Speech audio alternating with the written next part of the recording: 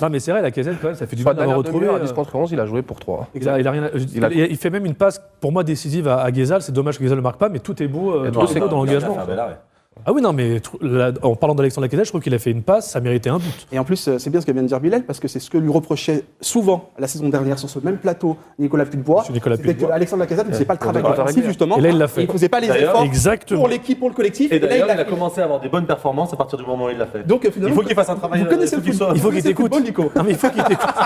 Je suis un peu plus mesuré, parce que je trouve que vraiment c'est sur ce match-là où on l'a senti davantage investi dans le jeu. Oui.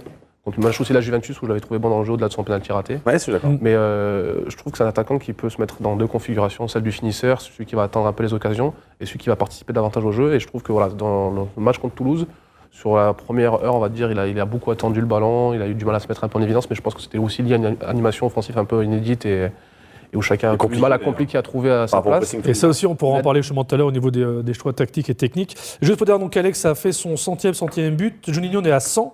On est encore loin des 222 de Fleury Dinello qu'on a la chance de recevoir sur ce plateau il y a quelques semaines de ça. Mais il est encore jeune, il a encore le temps, ça peut venir, c'est bien.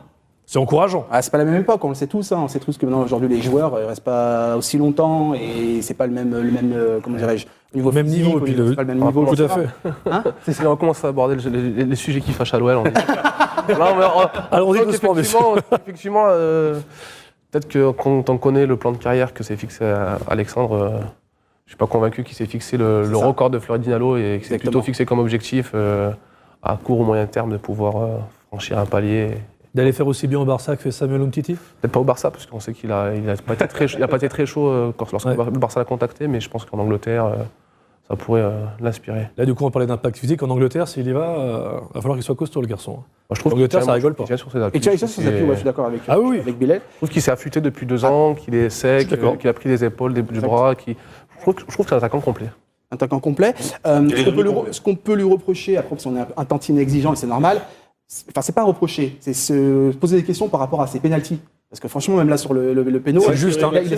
C'est juste. Ça fait plusieurs reprises. Attention, et ça fait. Voilà. Il a le brin de réussite qui manquait peut-être à l'OL ces derniers temps, mais voilà, il a le mérite de le mettre. Tout le monde, il a retiré alors qu'il avait loupé contre la Juve. Ouais. Voilà, donc il a porté ses responsabilités et il a été jusqu'au bout de son idée. Alors qu'un autre Français qui s'appelait Antoine Griezmann tente toujours sa chance au pénalty et qui n'a pas forcément beaucoup de réussite. Comme quoi, il ne faut pas juger la valeur du joueur sur sa faculté à bien tirer les pénaltys ou non. Alexandre Lacazette, c'est un but toutes les 58 minutes. Pas mal, non ? Cette saison. Pas mal, non ? Mais c'est pas mal, ça me très bien. Non, moi j'aime bien, en fait je chante Nico parce que comme je sais. Non, mais ça se voit en plus, il a la lèvre qui vibre. Non, mais il y a quelque chose. Non, mais on est exigeant avec ceux qui ont des qualités. Ceux qui n'en ont pas, on est un peu plus indulgent, forcément. On sait qu'ils sont pas capables de faire ça.